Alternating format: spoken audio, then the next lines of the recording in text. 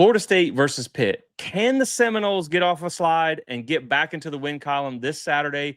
This is the big one, Michael. This is, we talk about must-win games all the time, and every game for every team in the country is a must-win game. But for Florida State on this Saturday, this is a can't-lose game. You cannot afford to lose this one. So we're going to talk about that. We're going to go back and take a quick look at what we saw in Miami now that we've had time to watch the film. I wish we'd had time to do a film review on that game, but just with the travel back home from being in Doak on Saturday, it just wasn't possible. But we're going to share some thoughts. Was it better than we thought? Was it worse than we thought? Was it exactly what we thought?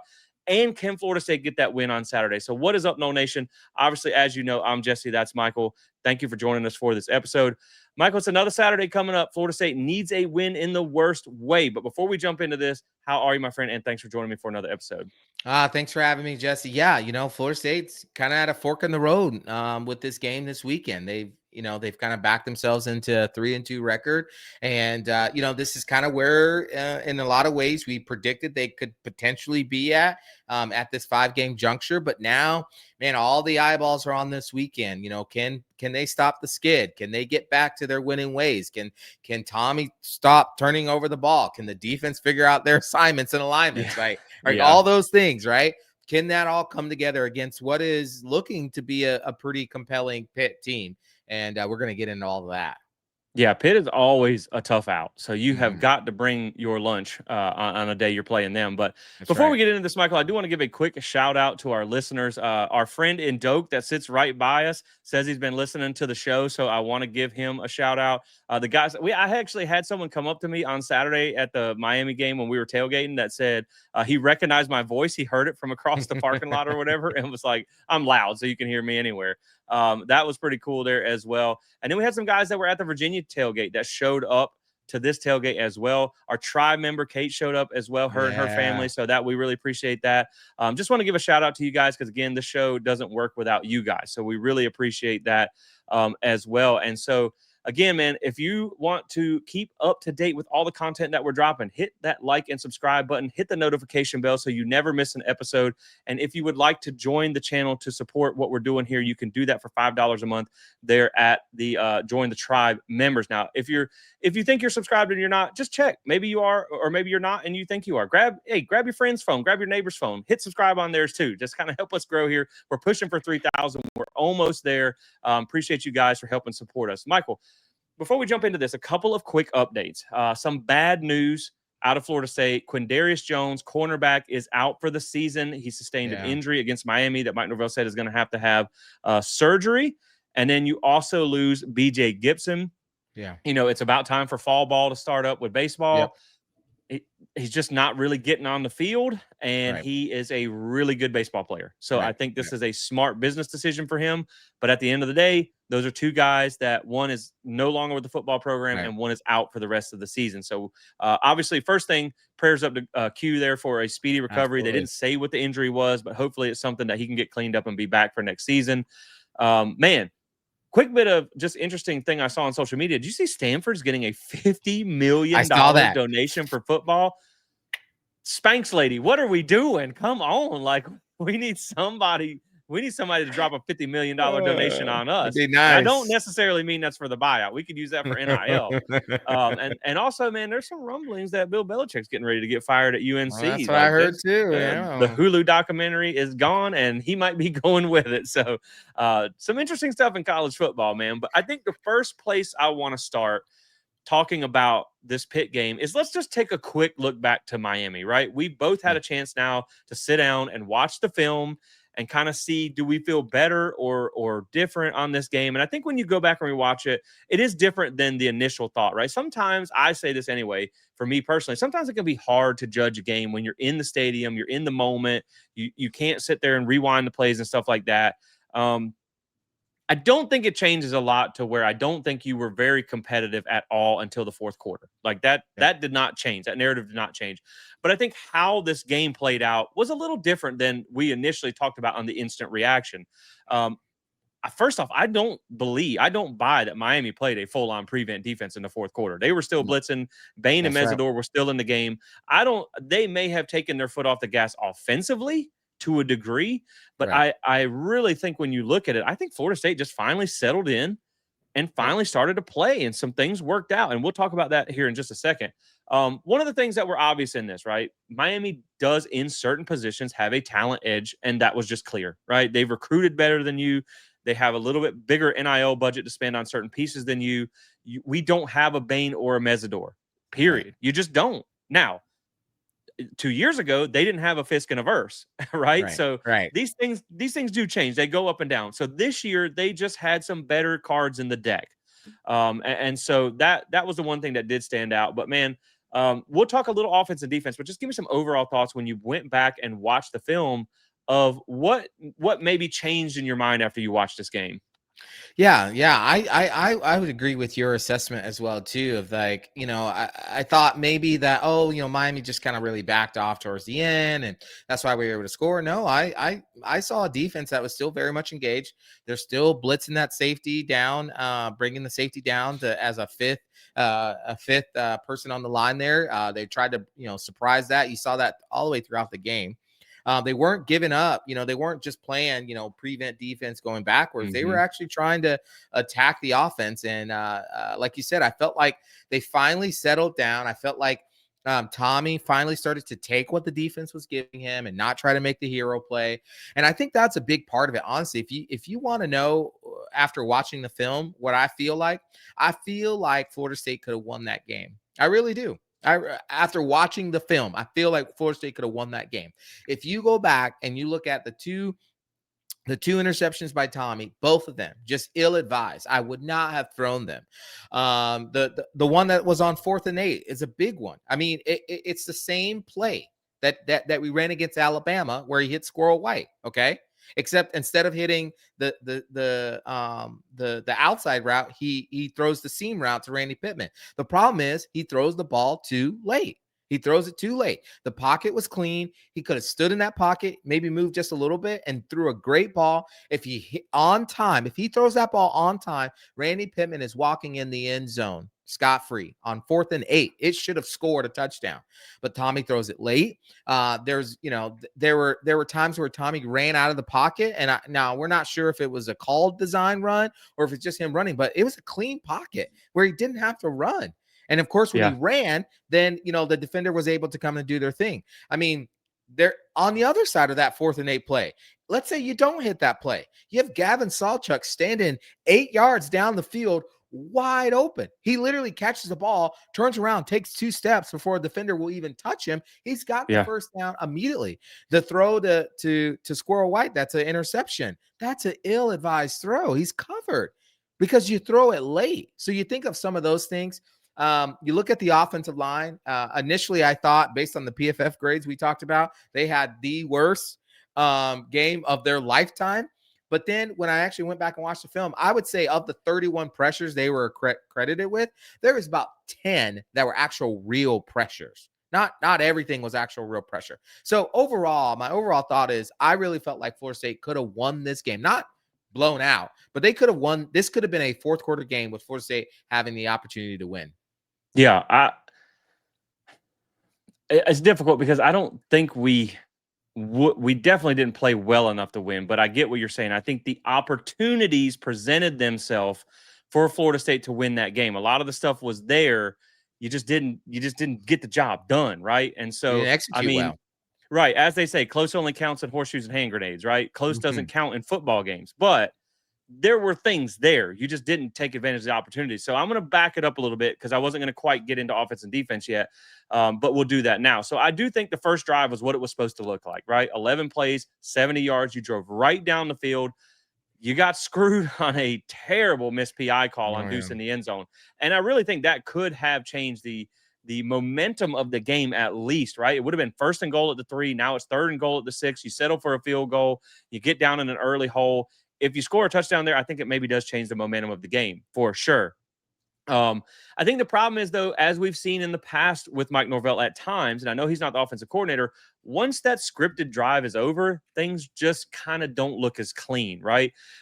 70 plays on the first drive, 42 rush yards. The next 5 drives in the first half, you had 111 total yards and only 43 rush yards. So once that scripted drive was over, you just kind of struggled to put it together. But I do think you make a good point. When you talk about the offense, I put more of this game on Tommy than I do the offensive line, right? I think like we talked about with Ty Simpson in Alabama, I think he was seeing ghosts, right? There was times where first off, it looked like he was pressing for the first 3 quarters. He was trying too hard. One thing he talked about early in the season or excuse me, in the preseason was how, well, when I was at Boston College, I was pretty much the entire offense. But Right. now I have weapons around me and I don't have to be the whole offense. It Right. looked like early in this game, he was trying to be the whole offense. He did not trust his weapons. He did not trust his offensive line to give him an opportunity to make those plays with other guys around him. It looked like he was trying to do everything himself. His mechanics were flat out awful in this game. He was throwing off platform. He did not really step into throws a lot. That's where you saw some balls that were short, hitting people in the feet, some balls that sailed on him that just wasn't really accurate.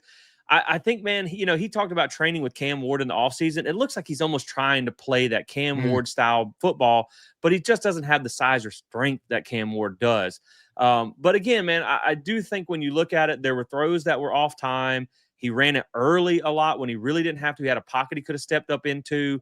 He didn't allow some plays to develop where if you just keep watching the film, it would have been there had he not have took off running or forced it to somebody else.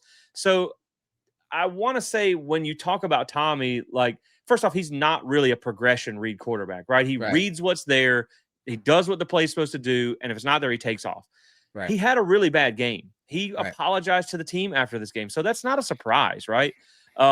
But I also want to say, if it wasn't for Tommy's athletic ability, he saved your butt on a lot of plays. Like, I think if you'd had DJU back there, you probably get sacked 6 or 8 times. I mean, Yeah. without a doubt, because Tommy does things that just not a lot of quarterbacks can do from an athletic standpoint.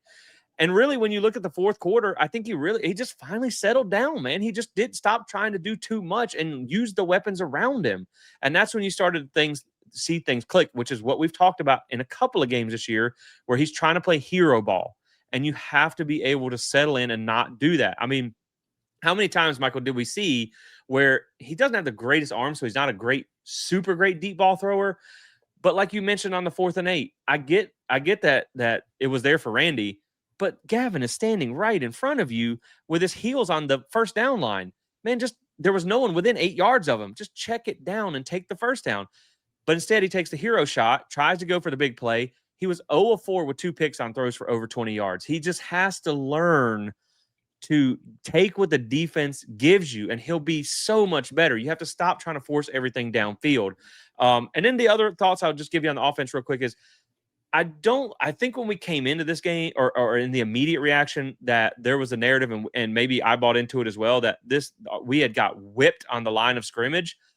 I don't think we got physically manhandled. I think there was a lot of missed alignments, missed communications, missed assignments. Like I always say, alignment and assignment is half of football. There were times where it's not that you got beat, but it was more like guys would just let a free rusher come by, and then your head's looking for someone to block. Well, the guy that Yeah. you were supposed to block is already in the backfield. So, like, Right. that's an assignment issue. That's not a physical issue. And Miami as a team, credit to them, to where they have good enough athletes and they are well enough coached that if you make mistakes, they're going to make you pay for them. So credit to Yeah. Miami for that. Yeah. I also will say, I think with them having a bye week, they looked very much prepared for what you were going to do. Oh yeah. They They were did ready. not fall for the reverse. They did not fall for the screens. They did not fall for a lot of your stuff. They knew what was coming. And so that's a big credit to them. But like I said, man, I don't think there were some instances where, yes, you did get whipped physically. It did happen. I'm not going to say it didn't. But Right. I don't think it was as bad as I thought from that part. I think a lot of it was technical or mental stuff. Yeah. The good thing is some of that can be fixed. The bad thing is it's already cost you 2 games, and it Right. didn't look any better this week than it did last week. So will it actually get cleaned up before it costs you any other games? And then the last thing on the offense I have here is, man, losing Micah Pettis hurt, right? Yeah. Him Yeah. and Petitbon are your best offensive linemen out there. You had to slide Adrian Medley out to tackle, and it just wasn't working. But he's a guard. That's not his fault. He doesn't play offensive tackle. There's a big difference in those positions. That's Florida State's fault, right? It's Florida Right. State's fault that you're 6 years into Mike Norvell's tenure and you don't have a single serviceable tackle that you feel Yep. confident putting out there. That's not his fault. You're shuffling guards. So that is kind of an indictment on the program more than anything. But there was pressure, but it wasn't, what did people say? Because they must have adjusted their numbers. The 41 Right. pressures and 45 Right. dropbacks. Right. I don't agree with that either. I think, yes, you're right. There was probably about 10 real pressures and probably about 20 more that Tommy created unnecessarily by himself. But again, I don't think when I watched it from the offensive line perspective, there were some times where you got pushed around a little bit, but most of this was just missed assignments, just guys not blocking the right guys, letting free rushers by, things like that, man. So that's stuff that can get cleaned up, but will it get cleaned up? Right. Right. Yeah. I mean and those are things for Herb Hand and Gus Malzahn to look at from the offensive perspective. Like you're right. I mean, there are multiple plays where you see a guy just like he starts out, you think he's gonna block him, and then he goes there, and the DN's like, oh, okay, and he just like walks on through, and you're Yeah, like, that must have been a appreciate it. miss. Yeah, appreciate it. Thanks for the open door invitation. That must have been a missed call that wasn't made along the line, right? So that's Yeah, not a skill. That's not a talent issue. That's an alignment issue. That's a call issue. That's a getting on the same page issue. And then those kinds of things you just can't have happen, especially against a team like Miami. Now, maybe you could forgive that against a Kent State or a East Texas A&M because, you can make up for it. Tommy can make up for it. But when you're facing athletes like Ruben Bain and all those yeah, guys, you can't have mishaps like that. You can't have mental breakdowns to not make that call there. And honestly, let's be real. That call is on the center. That's on Luke Pettibon. Luke Pettibon should have made that call there. And so you look at that and you think, okay, if you get those things corrected, well, now Tommy doesn't feel like he's necessarily having to scramble. And then I would just go back to this thing about Tommy himself is this idea of hero ball. I don't know what Gus Malzahn and Mike Norvell and Tony Togras has to do, but somebody's gotta I was about to say beat it out of him. Don't hit the yeah, guy, but like I don't know, sit him in somewhere and just pound it in his head. He does not have to be the hero here. This is right. a way more talented team than Boston College. Take what the defense is giving you. Because if you do, Florida State would be undefeated right now. Yeah, Undefeated. If you just took what the defense gave you. Florida State has turned the ball over 6 times in the last 2 games. Now, it's not all on Tommy because the running backs have got to stop fumbling the dadgum jeez, ball. I I know. mean, this is ridiculous, right? So if you took away those 3 turnovers, man, Florida State is we're sitting here pretty right now. But Yeah. that's what this offense has just it has been a shell of itself. Yeah, I agree. I mean, you can see when you go back and watch film and you slow it down, there's plays there, right? Now Right. that doesn't say that Miami didn't have a good game defensively. They weren't ready for it. That's a really daggone good defense, Right. and they were very well prepared. They have got themselves a defensive coordinator. Hopefully, he gets a head coaching job very soon. But like you said, man, you can't leave an athlete like Ruben Bain or Akeem Mesidor unblocked. Like you Right. can't whiff on that block because they will run you down from the backside. I don't care how fast Tommy is, Yep. and I think a lot of that led to him pressing really hard. He thought he had to do too much. But again, there are some physical deficiencies there. Again, they had some great athletes on that side. There's some question marks there. There's some plays that just need to be made. But I think a lot of it, like we said, was more mental, more technical, more alignment and assignment type of stuff. Now, when you talk about the defense, I thought the defense did play a lot better this week, right? There are some truth when you talk about that. I thought the Yeah. defensive line played Yep. so much better than we saw last week at Virginia. The linebacker still can't cover, man. And the secondary right now is just an unmitigated disaster. We have guys that are playing the same gaps.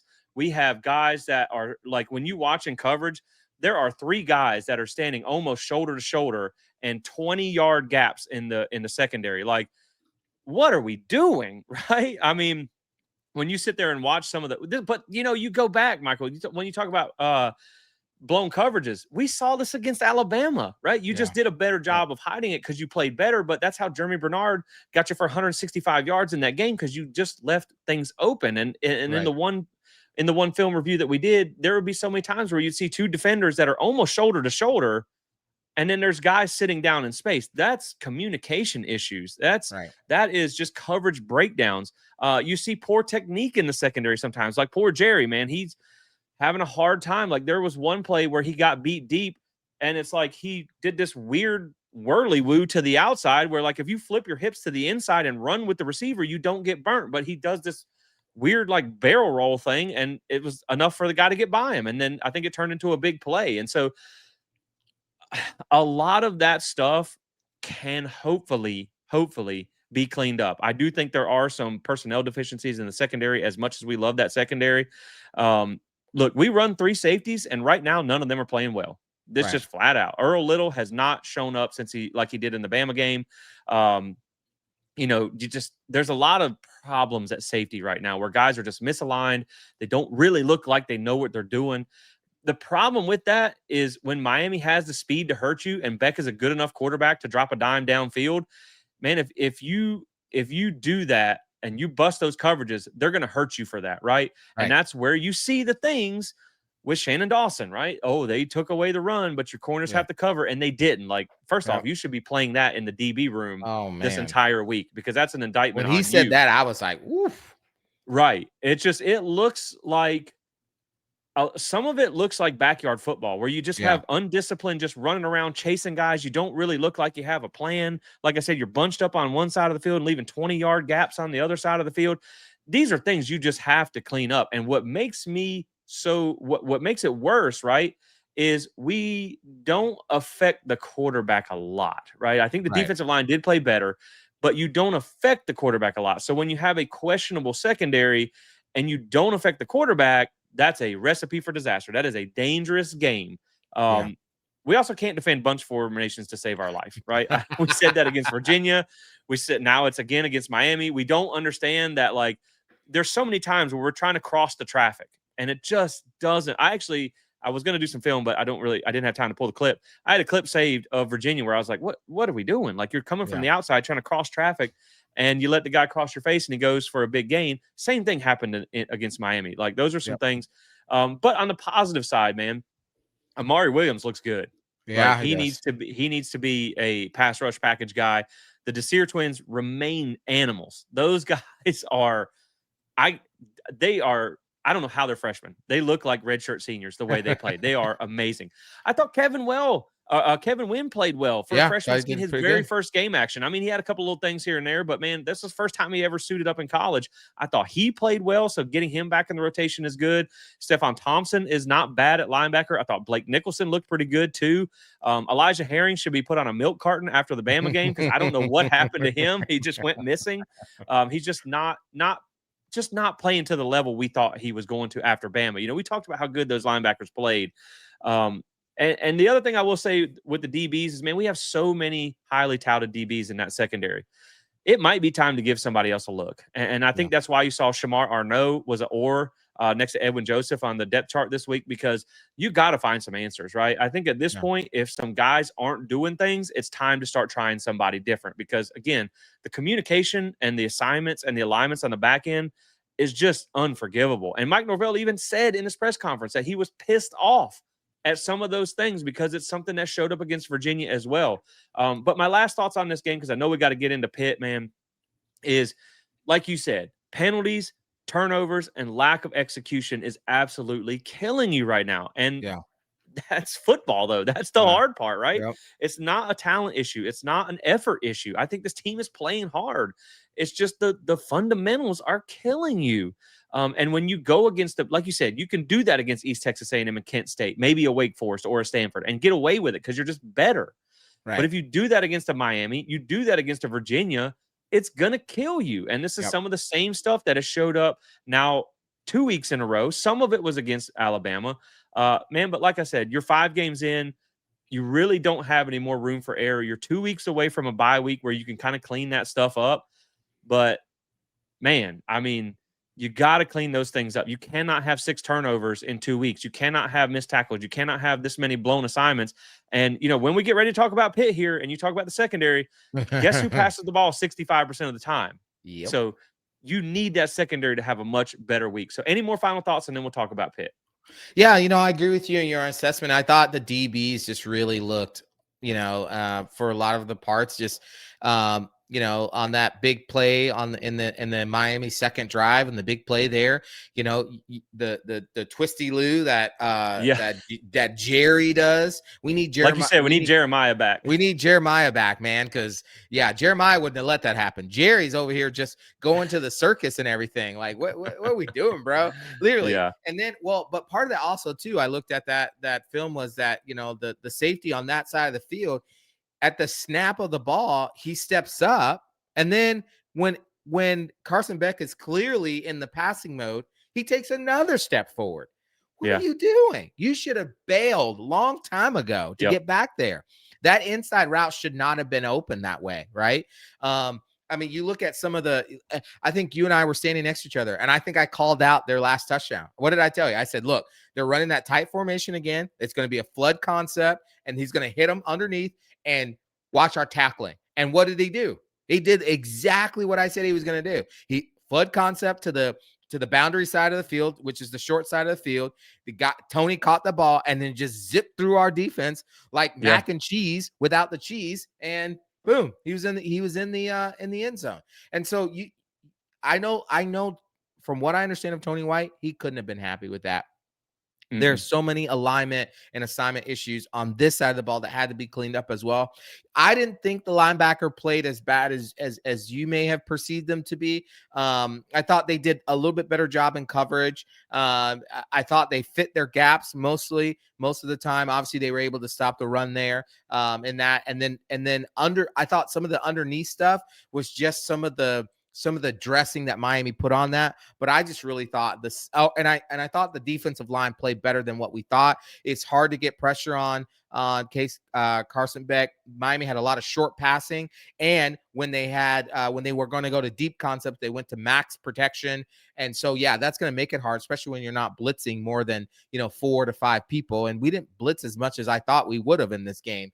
But the secondary really was the disappointing thing. That's why I asked the question. I said, I don't know which defense is showing up here. And while we got better run defense, our pass defense got worse. So who knows? Yeah. I just think that you've got to clean some of these mistakes up when you're talking about teams that are good enough to expose you for that. I mean, that Tony kid is legit, man. Yeah. He is good for a freshman. He's only a 3-star. I don't know how. I mean, that's crazy, right? And so that's the thing, man, is like you can't make mistakes against good teams like that. And frankly, it shouldn't be that bad in week 5 or in game 5. And so you have got to find a way to clean some of these things up because you got some good passing teams coming up, especially the one this week that we're about to talk about. But I don't think it was as bad as maybe we thought it was. Correct. Maybe some aspects it wasn't as good as we thought it was. But I think a lot of the stuff is correctable. It's just, will it get corrected? Because it's now 2 weeks in a row that we've seen those things. Most of it, though, man, like I said, it's being on the same page. It's communication. It's knowing what you're doing, where to be at, knowing where your help is, having your help actually be there when you think it's there. That's a lot of the stuff. And then Tommy on the offense, man, if you just quit pressing and take what they give you and stop trying to win the game by yourself. Hopefully Micah Pettis comes back. I think you'll be okay if you just stop turning the daggone ball over and getting dumb penalties. You stop doing that. I don't know that I'll go as far what Tommy said about I don't think anyone's beat us. We beat ourselves. I'll give you that against Virginia. I'm not going to buy that against Miami, but I also think Miami helped. Exactly. I also don't think you helped yourself against Miami for sure. Like you probably would have lost the game regardless because they're just better right now, but you certainly didn't help yourself. So I don't think they would have won, but that would have been they had every opportunity to win the game. They could have been in that game in the fourth quarter. Yeah. Yeah, but that's part of football, right? The better team on that day was the team that executes. It's at least we can say, like we said, man, it wasn't necessarily like you just got physically whipped the entire game. Right. They looked better coached on that day, and they looked like they knew what they were doing a little bit better. And that's where the results went. And then not only that, but you add that to the turnovers and the penalties, and that's how the game gets ugly, right?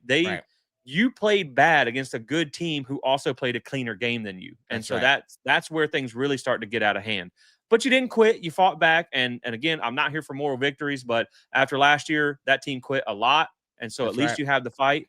that you hope you can bring back this week. So let's talk about this Pitt game. Now, before we do that, Michael, if you are going to be at this Pitt game, or maybe you're just tired of throwing out your lucky shirts, well, guess what? You need to get another one, and you should do that at Alumni Hall FSU. So if you're going to be in Tallahassee for this game, 1415 Timber Lane Road is the location. You can shop online at alumnihall.com, navigate over to the FSU page, and make sure you save 10% with code SPEAR. I went and got some nice stuff there while I was down there at the Miami game. Wintertime is coming up. I know that probably feels different for me up here in Charlotte than it is for you guys down there in Florida. It's been like in the 50s here. So maybe you need some long sleeves. Go check them out. They got everything you need. Again, save 10% with code SPEAR. Appreciate you guys supporting them and for them supporting us. Now, let's talk about this game, Michael. 3-2 Florida State, number 25 in the country. Ooh, boy, we hanging on to that ranking by a thread. And now Pitt is also 3-2. You both only have one Power 4 win coming into this. Theirs is against Boston College. Yours is against Alabama. So yours is much better than their one Power 4 win. It is a noon game on ESPN. Florida State is a 10.5-point favorite. That is up from the opening of 9.5. The over-under is 58.5 points. That means if you break that down, Florida State would be a 34-24 winner in this game. They are 0-1 on the road. They did lose to Virginia. Now, how they got here, 61-9 versus Duquesne, 45-17 against Central Michigan. You know we don't talk about the games that don't matter. Game 3 was their first loss, 31-24 in overtime at West Virginia. That is a rivalry game, so you know those kind of anything goes in that. But that's also coming off of a game where West Virginia lost to Ohio. And I also, on Friday night when we got to Tallahassee, I watched them play BYU. West Virginia's not good, man. They're 2-4. They are rotating. I think they said they've used like 5 quarterbacks or something like that. I know Rich Rod's trying to fix that thing and bring back the glory days, but man, they have been blown out 2 times in the last 3 games prior to beating Pitt. So this was a kind of a head scratching loss. West Virginia did put up 434 yards, 174 yards on the ground, the most allowed by Pitt so far this season. We're going to talk about that rush defense here in just a minute. That's a pretty daggone good rush defense they got going on so far. They did hold Pitt to only 46 rushing yards, 1.4 yards per carry. Pitt had 14 penalties for 118 yards, and West Virginia did get 6 sacks in that game. So, man, they did lose in overtime. They were still competitive in that game for kind of playing a rough game, but that West Virginia team's not good. So that was a game I thought Pitt. I remember that game coming off of the Ohio game. I was like, I think Pitt's going to win that one. I was surprised to see them lose. Yeah, I think I said too that I said something to the effect of like, yeah, but those rivalry games, especially against Pitt and West Virginia, they are nasty. They do not like, for some reason, they do isn't not it the like backyard each other. brawl or something? Yeah, it's the backyard brawl. I remember watching that as a kid with the white kid that played at West Virginia. Oh yeah. What was his name? I can't think I of know his they name, have but Steve Slayton. Steve Slayton, all those guys. And when West Virginia got to number 2 in the country, I remember watching that Pitt game, and I just thought Pat White. Pat White, that's what it was. Yeah, and that was always the guy you played with on video games, right? Exactly, because he could run, you know. But I always felt like that. While I thought Pitt would win the game, I just thought, man, I don't know, that's just a tricky game for Pitt, because that rivalry is always so weird. But yeah, it was a shocker because they were heavily, I think it was like 15 to 20 points, if I remember correctly, that game. The line on that, the spread on that game, it was, I mean, it's just uncharacteristic of what you saw there. And what they ended up doing is switching. I know we're going to talk about this. They ended up switching quarterbacks, you know, and going to the freshmen. So interesting season. This season, it feels like 07. We thought last season was crazy. This season has taken the cake by far. But then you have game 4. They take 2 straight losses. They lose 34-27 to Louisville at home. And I was actually watching some of this game before we came on here to record. It was a pretty even game stat-wise. Louisville had 392 yards. Pitt had 339. Neither team ran for over 100 yards. Some of the things in this game, 1 touchdown for Pitt was on a pick 6, so only 20 offensive points in that game. 1 Louisville touchdown was on a muffed punt by Pitt that Louisville got inside the 5-yard line. And buddy, there was some ACC reffing going on in that one. It was a kick-catch interference that they did not call. I would have probably stormed the field because it was such a bad call. They said he got blocked into the guy. It was bad. But anyway, Pitt was gift wrapping this game for Louisville. So you had that one. Then they dropped a punt. The punter drops the snap inside the 25. Pitt gets it there. So you got basically two gifted touchdowns. Now, you still could have stopped them. They went down and scored, though. But that game, when you talk about Louisville scoring 34 points, 14 of those points, the drive started inside the 25. One started inside the 5. Pitt did jump out to a 17-point lead in the first quarter, then gave up 17 unanswered and was held scoreless in the second half. The difference in this game, Michael, was Pitt had 5 turnovers. Louisville only had 1. But here's the thing, man. This does speak, even though they lost to the Pitt team, even though you had 5 turnovers, you only lost by a touchdown.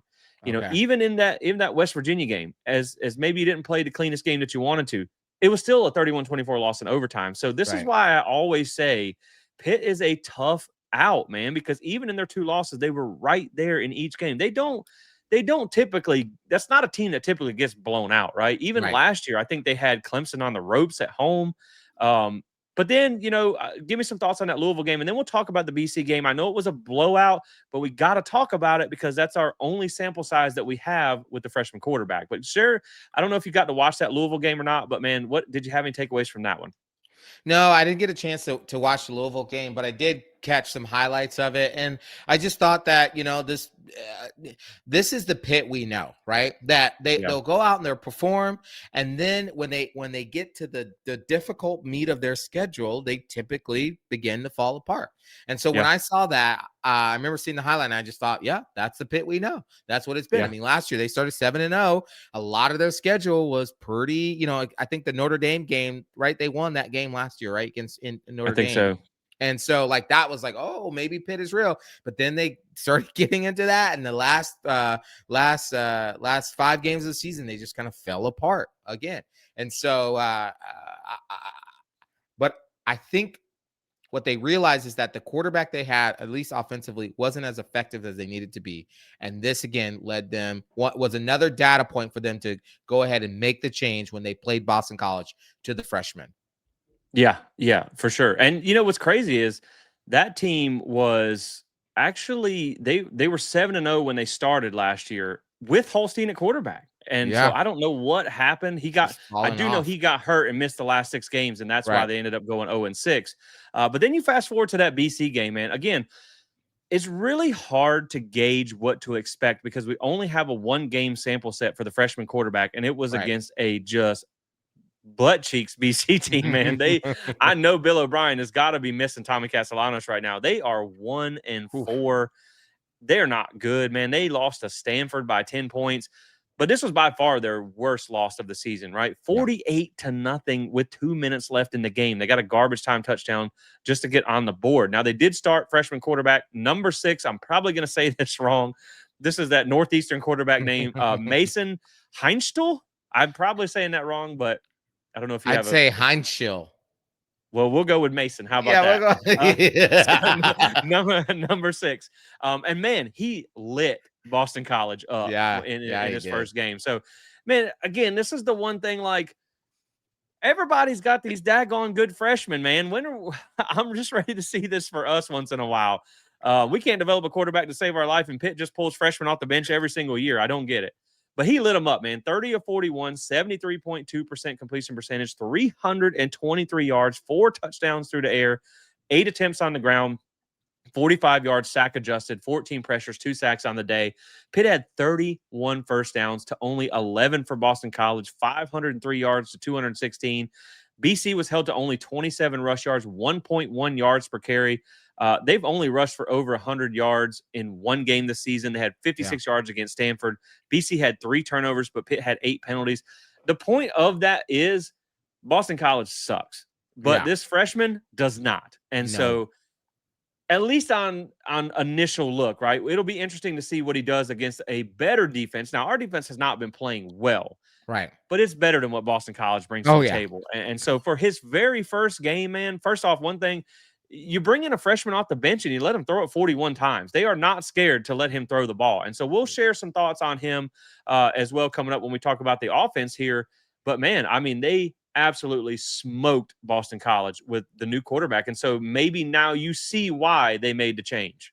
Oh, yeah. They brought him in and he was a spark. Now, again, that spark came against little Sparky of Boston College. Uh, I mean, I watched the game film of that. The Boston College didn't put up much opposition to Pitt's offense or to against Pitt's defense. Honestly, I mean, they couldn't really do much. You saw a lot of what Pitt loves to do defensively, their schemes, which we'll get into as well.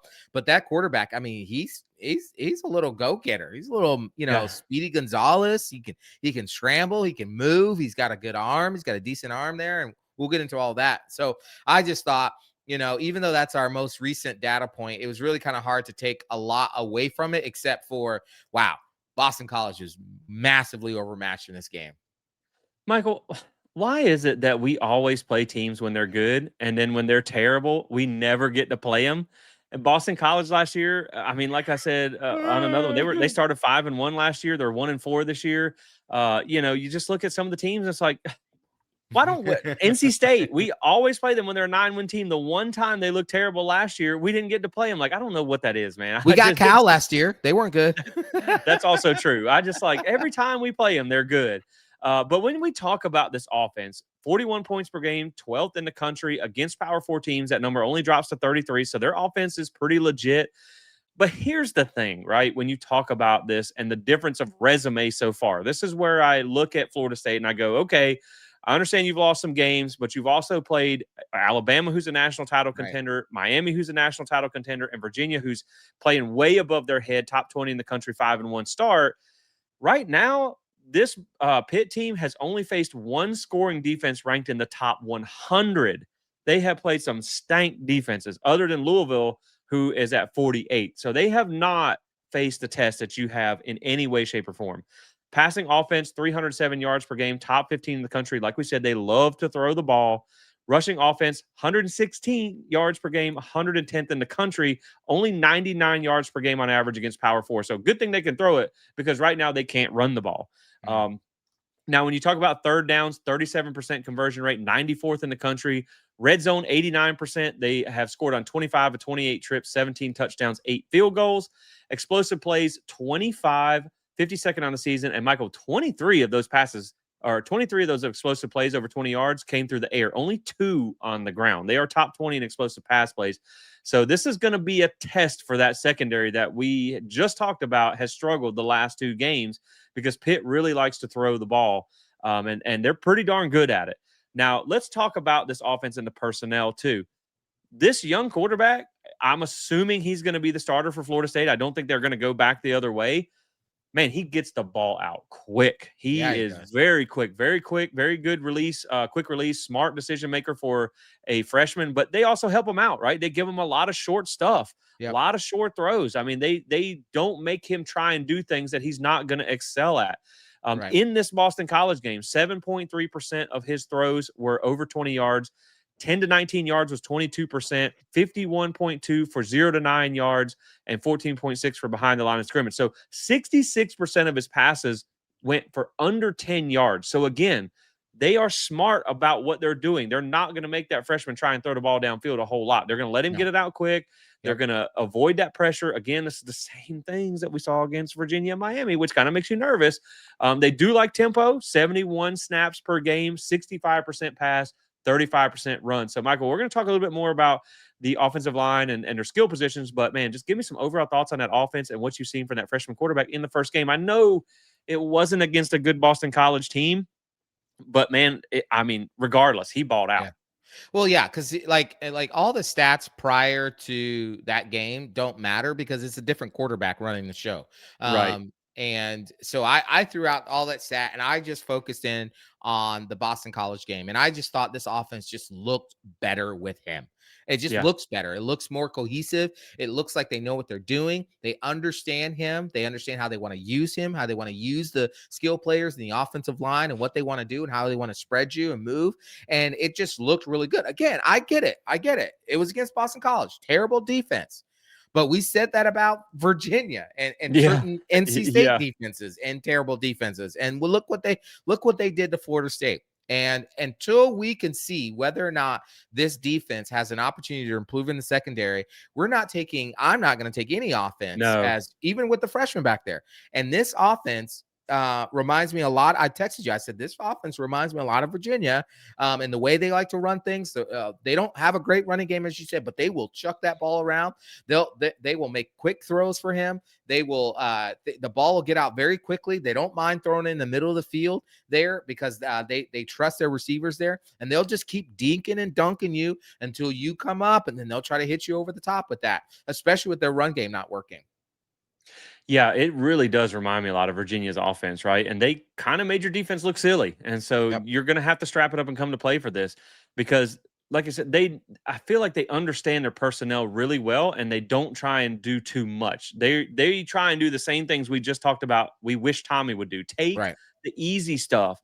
Now, this offensive line up front, I'm not going to say that they're great, right?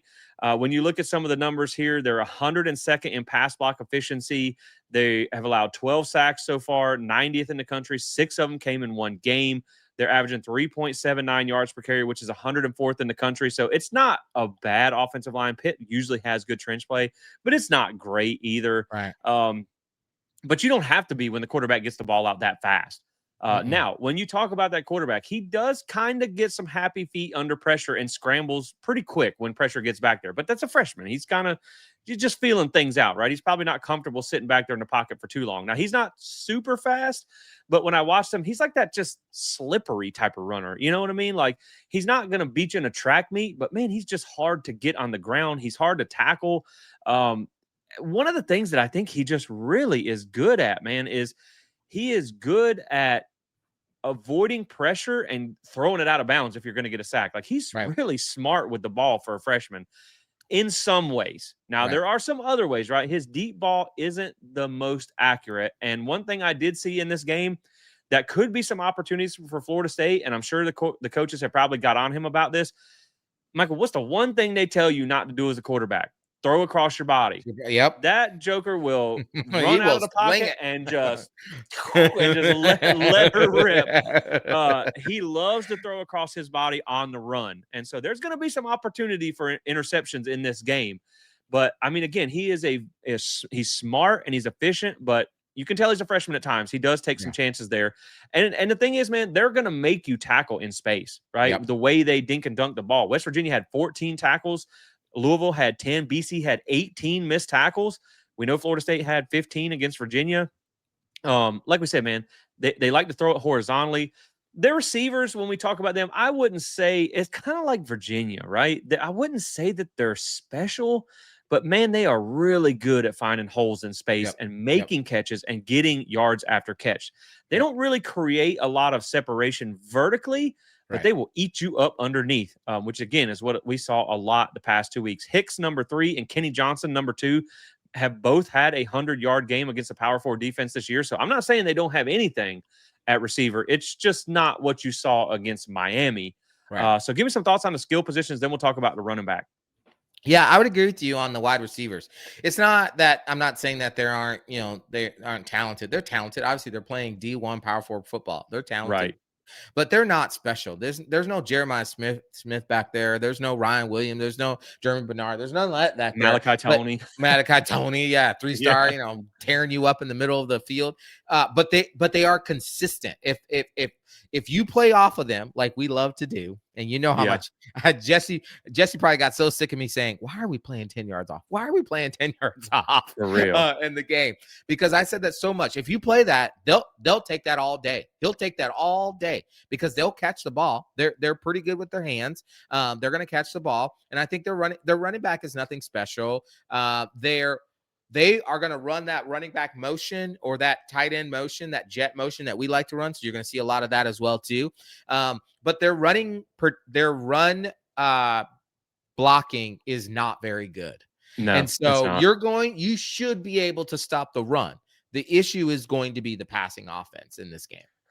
Yeah. What makes me nervous is if you see the same thing that happened against Miami, where you decide to take away the run because they're not good at it, and then you can't cover on the backside. Like, I would almost do the opposite in this one. I would be like, we're going to take away the pass, and I'm going to let you do what you're not good at, and that's run the ball. Now, when you talk about their running backs, running back number 8 is a hard runner, but he is not really a special guy. 175 yards, 3.9 yards per carry, 3 touchdowns. doesn't break a lot of tackles, but he falls forward. Mm-hmm. Number 25 is their scat back, kind of like our Jalen Lucas. He's a smaller guy, but 134 yards, 5 yards per carry, 2 touchdowns, 4 runs of 10 plus this season. And the thing is, man, I will say this: when he comes into the game, like, he's going to get the ball, right? He's played 28 snaps this season. He has 27 rushing attempts. So when number 25 is in the game, he's Just getting the ball. He's getting the ball. Guaranteed. Now, I will say this: Desmond Reed is their feature back. He has been out the past 2 games with injury. He got injured against West Virginia. Look, he put up 968 yards last year, including 4 games with over 120 yards. Now, 2 of those were against Toledo and Kent State, but we'll have to wait for the injury report to come out. I don't know if he's going to be available for this game. If he is available for this game, that is going to be something to watch. Desmond Reed, he is their feature back. So maybe he can just miss 1 more game. I wouldn't be mad at that. Now, I don't know that they're going to play Holstein. I highly doubt it. It sounds like the freshman is the hot hand. They're going to ride it. If Holstein does end up getting playing time, he did get benched. He has thrown a pick in every game he has started so far, 2 against Louisville. He's had 5 turnover-worthy plays against West Virginia, sub 60% completion percentage against West Virginia and Louisville. He is more of a runner and has a pretty nice deep ball, but he puts the ball in harm's way a lot, takes a lot more sacks, which is probably why he got benched. Just thought I would give you guys a quick tidbit there on Holstein if you were to see him. A little bit more of a gambler, but not as good as the freshman, man. So, I mean, I think they're going to ride the hot hand there. But let's turn over to the defense and talk about what Pitt's going to bring. And here's the thing, man. Pat Narduzzi has been there forever. One thing you can count on: death, taxes, and Pitt having a good defense, right? Narduzzi was a Broyles Award winner, I believe, at Michigan State. So, like, man, he's always had a good defense, without a doubt. Right now, they're allowing 19.6 points per game, 37th in the country, only 24 points per game against Power 4 teams. But they have only faced 1 scoring offense ranked in the top 50, which was Louisville. Their pass defense has given up 227 yards a game, which is 81st. So their pass defense has not been good, 263 versus Power 4 teams. So it's kind of, I'm already thinking I don't love the matchups in this game, Michael, right? It seems like their weakness is to throw the ball. We want to run the ball. Their best defense is to stop the run. And that's what we want to do, because when you talk about that rush defense, it's the number 2 rush defense in the country, only allowing 65 yards per game, 85 versus Power 4 teams. Now, here's the asterisk to that. They have not faced a Power 4 rush offense ranked in the top 100. Florida State still got a pretty daggone good rush offense. I know they didn't do quite what they wanted to do against Miami, but this defensive line ain't that defensive line. Right. And so you hope you can run the ball against them, but they have only given up 100 rushing yards 1 time this season, and that was to West Virginia, who does have mobile quarterbacks, so maybe that helps you out there. Right. They forced 7 turnovers so far this season, 3 fumbles, 4 interceptions. They got 16 sacks, which is 12th in the country, 7 versus Power 4, still top 20, so they're good at creating pressure. Now, we'll talk about in a little bit. It's more so how they bring pressure than the defensive line and things like that. Third down defense, they're 32nd in the country. Red zone defense, not so good, man. 93.8% scoring percentage allowed, 115th. They've given up 15 scores on 16 trips, 11 touchdowns, 4 field goals, and they have allowed 16 explosive plays, which is 33rd in the country. 15 through the pass, only 1 through the rush. So it's making me nervous a little bit with the way we match up against them. Now, let's talk personnel. This defensive line, man, they are small. They are undersized. Like, one of the packages that I watched, it seems like their speed group. Every defensive lineman, 6'2", 265, 6'2", 280, 6'2", 280, 6'3", 260. They are small. You have a 45 on average pound advantage over this defensive line. But, man, I'm going to say one thing about that defensive line. They are small, but they are feisty. They play hard. They do not take plays off. One that I will say you need to watch out for is number 55. He's almost like a Walmart brand Braden Fisk, right? Like, I don't think he's as good as Braden Fisk. Maybe we don't play that for them in the locker room. Like, I don't think he's Braden Fisk, but he stands out on film. 6'3", 295. He's a bigger guy. Yeah. He's the best defensive lineman they have. He's the highest graded per PFF. He tore Boston College up. I mean, he can get off blocks. He can do a lot of stuff, man. Number 55 is the one to watch out for. But it's a small defensive line. But, man, at the same time, their linebackers are so freaking good that this defensive line doesn't have to be the most effective because they're really not, right? They're really not the most effective defensive line. But man, that they don't get a ton of push, but their linebackers are very solid and they clean up a lot. They play downhill. They're very physical. They like to use simulated pressures and bring guys off the edges. The secondary, I will say, they're not the best in pass coverage, but man, they're good in run support. They come Yeah. downhill and they clean things Yeah. up quick. You Yeah. can find holes in the coverage, but this is a Pat Narduzzi defense, right? They're well coached and they're physical. Again, you have a size advantage up front, but man, their linebackers are pretty darn good, and you can tell why they don't give up a lot of rush yards. Yeah, I mean, listen, I wrote down that defensive line is like a fire ant hill at an elementary school playground, right? Yeah, Like they just, they're so small, but you get that thing going, and them kids are running for their life. Like yeah, they are just feisty, to use your word. Gosh, yeah, they just disrupt. They get skinny. If you don't know what that term means, is like they will slip a gap, meaning they'll make themselves small to try to get through. They shoot gaps all the time. They blitz from everywhere, including your grandma's left closet. They will yeah, send somebody. And it's not, and again, when oftentimes fans think when we say blitz that you're sending 7, 8, 9 people. No. They will literally have 4 lined up, and then they'll bring a 5th person just from somewhere where the offensive line didn't account from. You saw a right. little bit of that if you go back and watch the last weekend's game against Miami. Miami did that. They kept bringing the safety from different angles that the offensive line didn't always account for. Well, pack your bags, because Pat Narduzzi and them, they're going to do that a lot. They're going to bring linebackers. They're going to bring 6. They're going to bring. They're going to shoot 4, and then loop them around or stunt them, which is, one will come this way and then come back around the other way. I mean, they are trying to create havoc with what is as you said, a smaller defensive line.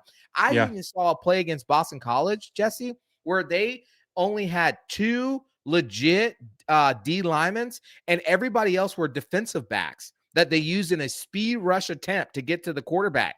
Like they will do all kinds of exotic looking things to disrupt you. And so Tommy is going to have opportunities to throw the ball into good spaces, wide open spaces.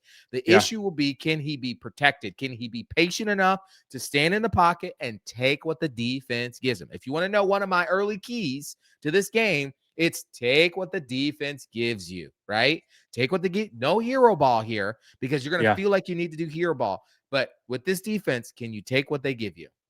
Yeah, it's funny because when I watched some of the tape, we were watching the all 22s, and I was like, is this like a speed package? Do they have Yeah. 4 defensive ends on the field at the same time? And it's No. like, no, that's just who they use. They're just Yes, who small. they But like you use. said, man, Yep. they're so active and their linebackers are very good. I mean, they are Mm-hmm. disciplined. They have good eye discipline. They trigger well. They go downhill.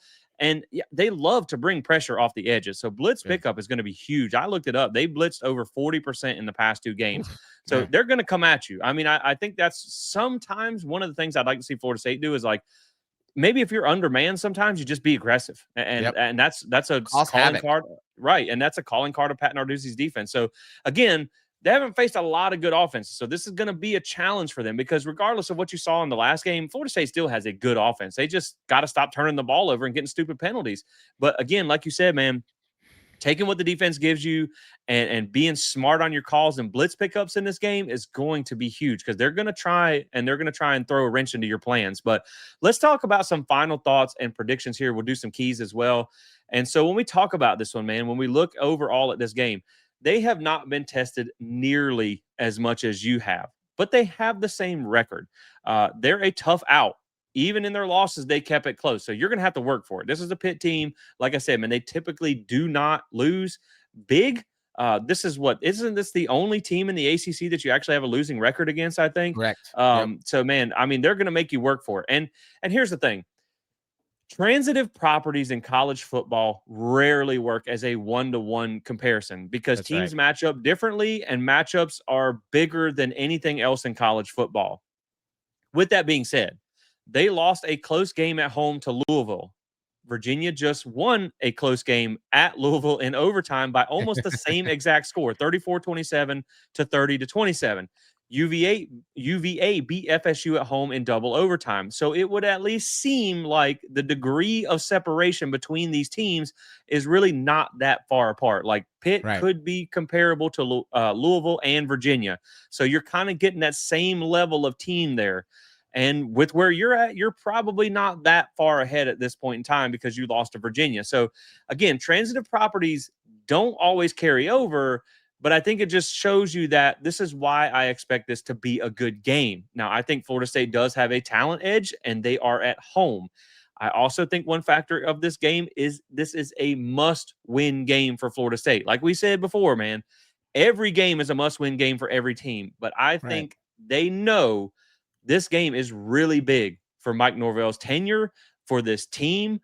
I've said it before. I think this game is a fork in the road for this season. If you lose to a 3-2 Pitt team and you drop to 500 on the season and 0-3 in the ACC, man, this season might come unraveled, right? I just think Right. it's going to be tough to recover from that. And you got to make that crazy, weird trip to the West Coast next week, too.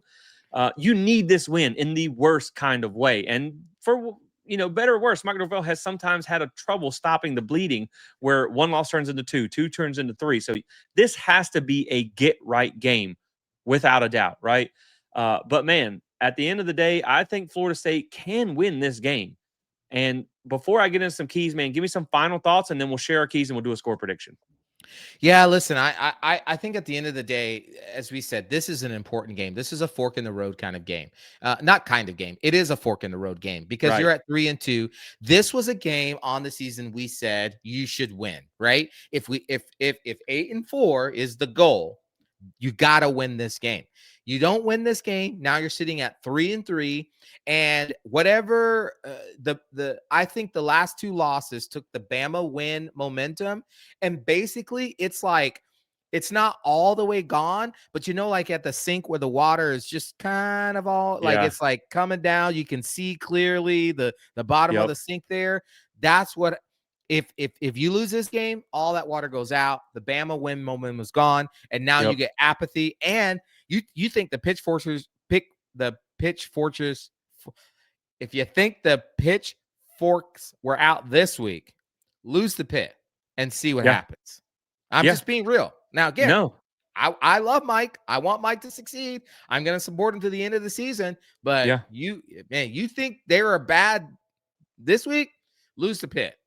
You're 100% right because you beat Alabama and we're like, okay, we know it's in there. Yep. But then you haven't looked like the team that beat Alabama the last 2 weeks. But you could also say, all right, well, it was a top, they weren't ranked at the time, but Yeah. this Virginia team looks pretty good and it was a double overtime loss on a short week on the road. Miami is the number 3 team now I think they're number 2 in the country. They look really daggone good. Pitt is 3-2 with one Power 4 win. You get them at home. You had better win this game. And I mean better win this game because if you lose this game, I might be out on Mike Norvell at that point because you just can't, man. You just Right. can't. And then again, you got that tricky trip out to the West Coast. Then you're into a bye week. Like you got to win this game. And so I think Florida State knows that. But again, I think it's going to be a tough game because Pitt is never an easy out. They're a well-coached Nope. team and they don't typically make a lot of mistakes. Even in the 5 turnover game, 2 of those were kind of special teams blunders that Right. typically don't happen. So my keys for this one, Michael. First off, play a complete game. Right. The defense let you down versus UVA. The offense let you down versus Miami. Can both sides show up for another game? The Bama game was your best game by far. The other 2 games didn't really tell you much. But since then, you have not played a complete game on both sides of the ball. Right. The second one, play a clean game. 6 turnovers in the past 2 games, costly penalties in both games, missed tackles in both games. If you clean that stuff up, we're probably undefeated right now. But Right. you haven't. So we're Right. not. Don't let that be the reason you lose a 3rd straight game. Play good on both sides of the ball and play a clean game. And then the third one, man, is coverage has to be better this week. The secondary has to be better. Pitt hasn't run the ball well this season at all. You were pretty successful at taking the runaway versus Miami, but then you wet the bed on the back end of the defense. And Right. Pitt is going to throw the ball. Like I said, they throw it 65% of the time. The secondary has got to step up. If you can keep the secondary from giving up big chunk pass plays, and you can play a complete game and not turn the ball over 6 times and or 3 times like you have in the last 2 games, I think you will come out on top. But again, when you're talking about a well-coached, scrappy team, if you put the ball in on the ground, if you throw, interceptions, if you have one side that doesn't show up, Pitt will beat you. They are Right. good enough to beat you. Right. So you got to play a complete game. You got to play a clean game, and that secondary has got to step up in this game. Yeah, my keys are similar to yours and just as simple. 3 keys. Number 1, take what the defense gives you. Tommy, no hero ball. Don't need it. The defense Yeah. is going to give you wide open shots, wide open lanes, wide open 4 or 5 yard digs, wide open, 10-yard in routes, flood routes, all. They're going to give that to you. Take what the defense gives you. You don't have to play hero ball today, okay? Number 2, alignment and assignment. But for the offensive line, make the right calls. Know Yeah. who's coming. Be clear about it, right?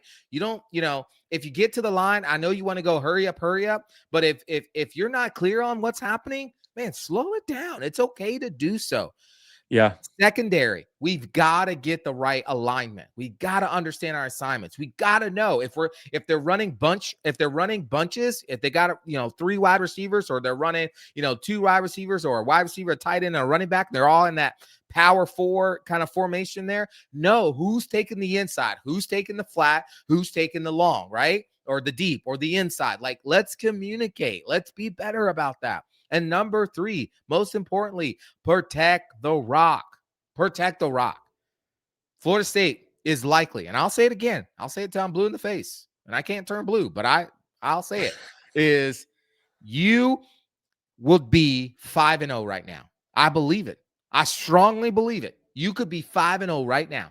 If you 6 turnovers in the last 2 games. You don't have those 6 turnovers, you beat Virginia for sure, I believe. Yeah. And you're in the 4th quarter with a chance to win the game against Miami. Okay? Protect the rock.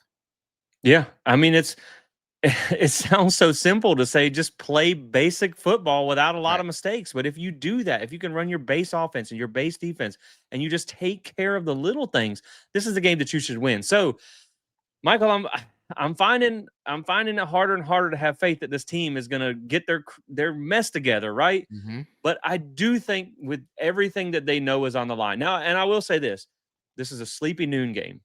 The energy inside Doak coming off of 2 straight losses is probably not going to be what it has been for the previous games, right? You may see some empty seats in this game just because it's noon and you're coming off 2 straight losses. So you're going to have to bring your own energy in this game, right? Pitt is not a rival. Pitt is not some big name program, but that's exactly what they want.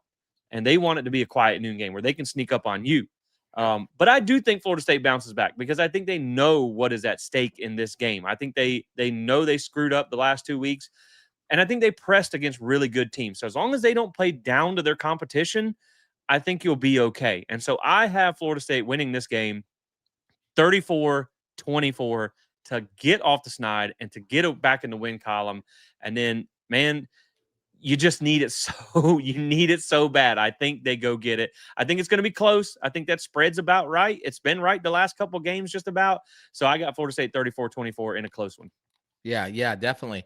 Jesse, as I look back on this season and I think about just what we've seen and what we've understood, they have the big win against Alabama. Neither of us predicted that, though you felt better about that game than I did, right? Then obviously with East Texas A&M and Kent State, we both predicted them for them to win and win big. And what did they do? They won and won big. And then in the bye week, we predicted that they'd win the bye week. And what they do? They won the bye week, right? It was close. It was close. And then we said, hey, we feel confident about this Virginia game. They're going to go in there. They're going to take care of business because Miami's coming next. They're going to win. And they did not win. They did not win that game. In fact, they lost it in double overtime.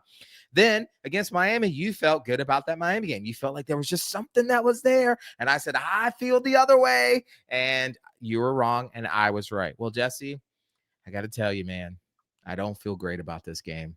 I got the feeling. But I think Florida State, dadgummit, they're going to bounce back, and they're going to do it. I'm going to go against my feeling, and I got Florida State winning 28-24. Okay. You pulled a not so fast, my friend, with the great Lee Corso. Shout out Lee Corso. Shout out Lee Corso. I get it, man. I have a little bit of heartburn from the way we match up, right? Yeah. Just some of the things we talked about. They love to throw. We can't stop the pass. They Right. stop the run well. That's what we like. That's our bread and butter. So I do get a little bit nervous about this game. To me, I think the biggest difference is who you've played versus who they've played. If you played their schedule, you're 5-0 for Right. sure. I would bet on that. If they played your schedule, they're probably 2-3. And Yeah. so that's about where I think they would Yep. be. So I think that's the difference, man. And so hopefully Florida State brings it this week and just plays a complete game and you cut out the mistakes. You got nothing to look ahead to. You got Stanford on the backside of this. So man, just come out and just play. Winning football. Can we Come on. see the team that we saw against Alabama just one Yes. time? Just Yes. one more time. So let's go get this win. And Multiple we'll more see. times. Yeah, just about 10 more times. Yeah, let's or have five more times or whatever. However many we got left. Seven more times. So man, yeah, Florida State needs it. They need it bad, and we both think they get it. But I think it's going to be a tough, scrappy game, man. But it doesn't Yeah. matter if you win by 1 or 100; it's still a win. So Yeah. let's go, Knowles. Let's get this one. And that's going to be it for this one, guys. Again, check out Alumni Hall FSU. Save 10% with Code SPEAR. Drop a like and subscribe if you enjoy this content. Drop a rate and review on the podcast. Tell a friend, tell a neighbor. You guys do a great job of that. Like I said, again, grab your girlfriend's phone, your boyfriend's phone, your husband's phone, your mama's phone. Hit subscribe. They probably like Florida State. And if not, they can laugh at our stupid jokes anyway. So appreciate you guys, and we'll catch you on the next one. As always, go Noles. Go Noles.